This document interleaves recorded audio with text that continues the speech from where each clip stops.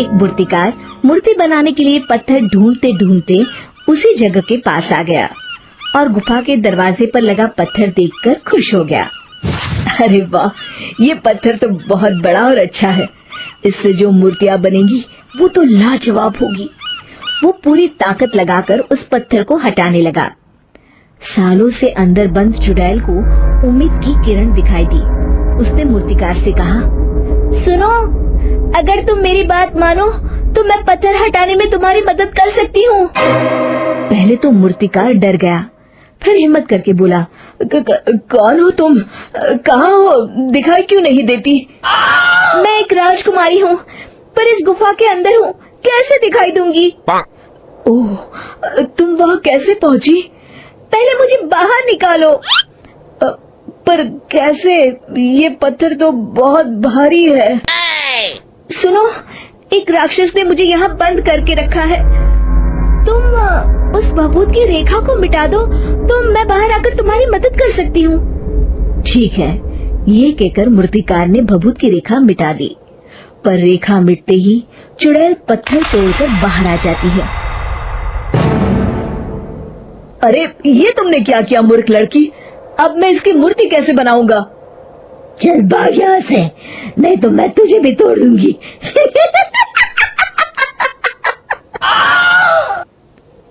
मूर्तिकार वहाँ से भाग गया।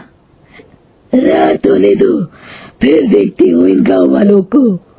जैसे ही शाम हुई, चुड़ैल अपना शिकार ढूंढने के लिए निकल पड़ी और रामू के घर पहुँची। उसने देखा वो अपने बच्चे को चुड़ैल की कहानी सुना रहा था। फिर क्या हुआ पापा? और सुनाओ ना। बाकी कल सुनाऊंगा, अब सो जा, नहीं तो तुझे भी चुड़ैल के पास भेज दूंगा। हाँ। चादर उड़ाते हुए रामू बोला। रामू के जाते ही चुड़ैल गुड्डू का रूप बनाकर अंदर आई और बोली, पापा मुझे नींद नहीं आ रही, थोड़ी देर बाहर चलिए ना घूमने के लिए। अब रात बहुत हो गई है, बाहर नहीं। अच्छा चलो छत पर चलते हैं। ठीक है पापा। छत पर पहुंचते ही चुड़ैल अपने असली रूप में आ गई और रामू को लेकर उड़ गई। बचाओ, कोई बचाओ मुझे। लोगों को रामू की आवाज सुनाई दी। जब तक सब बाहर आए, चुड़ैल रामू को लेकर जा चुकी थी। अरे रामू, भैया की आवाज तो सुनाई दी पर दिख नहीं रहे। हाँ, आवाज तो मैंने भी सुनी। हे भगवान, अब मैं क्या करूं? गुड्डू के पापा कहाँ होंगे? किस हाल में होंगे? अब चिंता मत करो भाभी, हम पता लगा कर रहेंगे। इस तरह एक दिन शेखर तालाब पर नहाने गया तो उसने देखा रामू वहाँ बैठा हुआ है।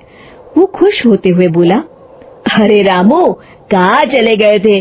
सब गांव वाले कितने परेशान हैं तुम्हारे लिए।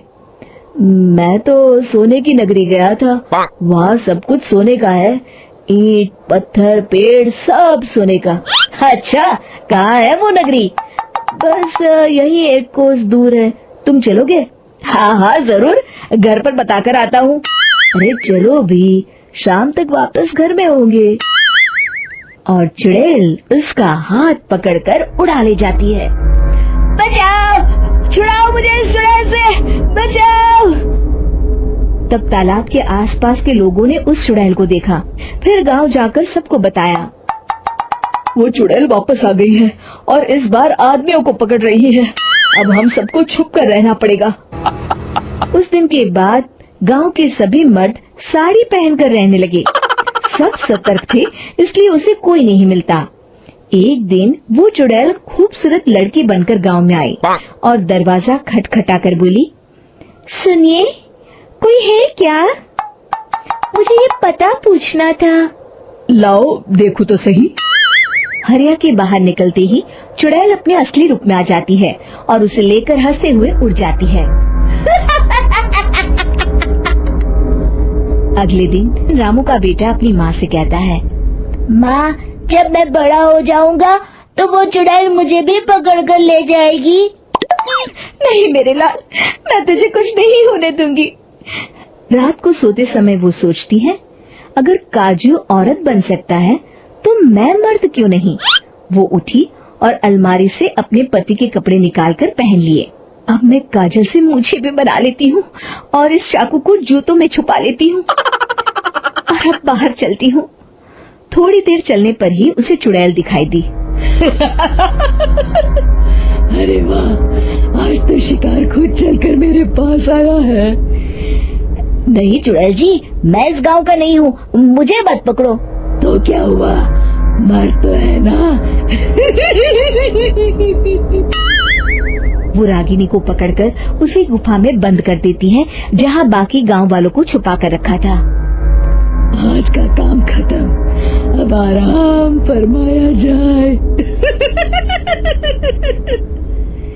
रात को रागिनी अपने पति से मिलती है। आप जिंदा है?